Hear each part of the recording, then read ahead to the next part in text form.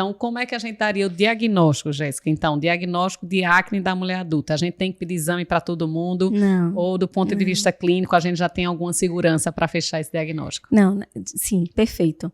O diagnóstico é clínico, né? A acne é um diagnóstico clínico independente da idade. A gente consegue ver muito esse padrão, a gente vai encontrar comedões, mas o padrão vai ser mais inflamatório. É muito interessante a gente entender se essa paciente ela só tem acne ou se ela tem outros componentes de hiperandrogenismo. Por quê? Fundamental. Porque, às vezes, a acne, ela não é o que você precisa tratar. Às vezes, você tem uma doença atrás hormonal que você precisa fazer interconsulta com o pessoal da endocrinologia para que possa ser conduzido. E a acne vai ser um sinal, uma manifestação daquela síndrome toda, que pode ser adrenal, que a gente pode ter gonadal e precisa ser investigada.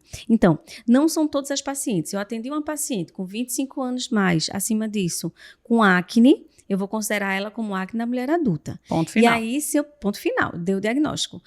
Aí você vai, durante a anamnese e o exame físico, perguntar se ela tem irregularidade menstrual, se ela está tentando engravidar e não está conseguindo, se ela tem infertilidade, se ela tem surtismo, se ela tem pelos, tem em áreas de barba, se tem uma alopécia com aquele padrão androgenético que vai preocupar a gente.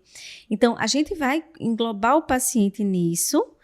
Alguns livros, alguns artigos colocam até as o tom da voz mudança, mais grossa, né, mudança do tom da de voz. Se ela tiver isso, você tem que lançar a mão de exames hormonais iniciais, obviamente, e discutir o caso com o pessoal da endocrinologia. E aí, quais são os exames que a gente normalmente pede?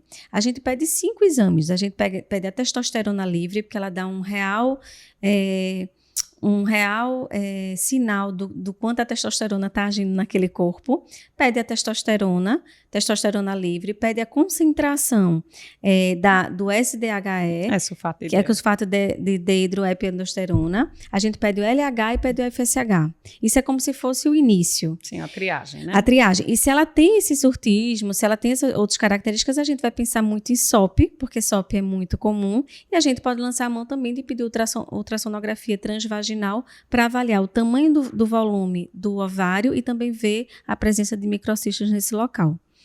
Lembrando que a SOP é um diagnóstico de exclusão. Então, precisa ser investigado, precisa ser até feito interconsulta com o endócrino para a gente dizer que o paciente tem SOP. Precisa ser descartado outras... Lembra porque às vezes tem todos esses critérios clínicos que lembram SOP, mas o paciente pode ter uma hiperprolactinemia, pode ter uma alteração de função tireoidiana, que é muito comum, e acabar interferindo em todo o ciclo e desencadeando um quadro clínico muito semelhante, né? Então, precisa pedir essa triagem. Então, para fechar, Jéssica, esses exames de triagem iniciais, se tiver, além da acne clássica da mulher adulta, com aqueles aspectos clínicos e topografia clássicas, se tiver sinais de hiperandrogenismo. E surtismo, alopecia, mudança de voz, né, irregularidade menstrual, infertilidade, pede essa triagem. Qualquer alteração, a gente vai mandar, lógico, para o endocrinologista conduzir junto com a gente. Além disso, função tireoidiana, porque pode fazer parte da SOP. Isso. E nos pacientes com alguma esponiomenorreia, algum atraso menstrual, a gente já pode acrescentar ultrassom também, né, para checar. E aí a gente tem alguns detalhes, né, que na prática a gente tem que lembrar que é bem comum o paciente já usar contraceptivo oral, e aí vai gerar uma confusão na interpretação aí desses exames. Lembrem que o contraceptivo vai mudar completamente, então a testosterona vai lá para baixo, você não vai ter condição de fazer a avaliação correta, adequada, então muitas vezes é preciso suspender ou encaminhar para endócrino para ele orientar quanto tempo de suspensão, para fazer o exame num período adequado e essa avaliação ser correta. Coletar pela manhã também. Exatamente. Por volta das 8 da manhã, você coletar esses exames hormonais. Tem a questão de horário e tem a questão do uso de contraceptivo. Sempre e outra, perguntar. Na prática, que eu acho que até muito comum, talvez tanto quanto SOP, é o uso irregular de anabolizantes, de hormônios exógenos, digamos assim, que a gente vê muito. E infelizmente a gente ainda vê muito, né? O paciente faz suplementação hormonal, assim... Gel. Eu tive uma paciente gel que de ela usava gel, gestrinona, fez essas um quadro coisas. que só oral, só isotretinoína oral.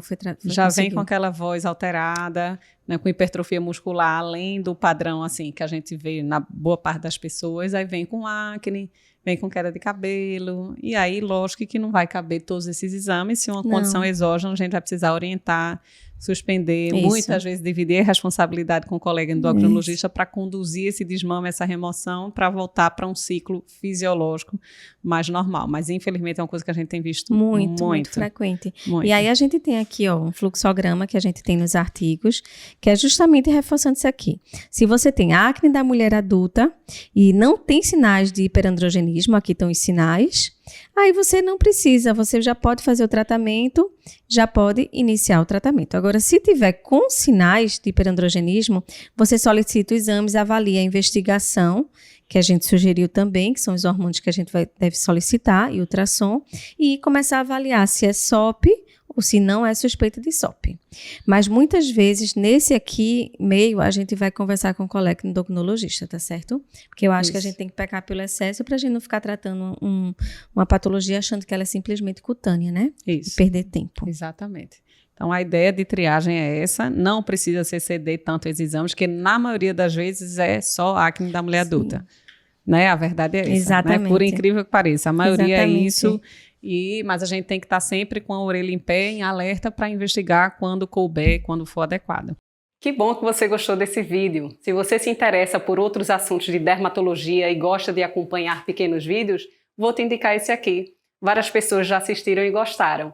Já se você quer acompanhar e aprofundar um pouco mais o tema discutido hoje, vou te indicar o podcast original. O vídeo de hoje é só um recorte deste tema.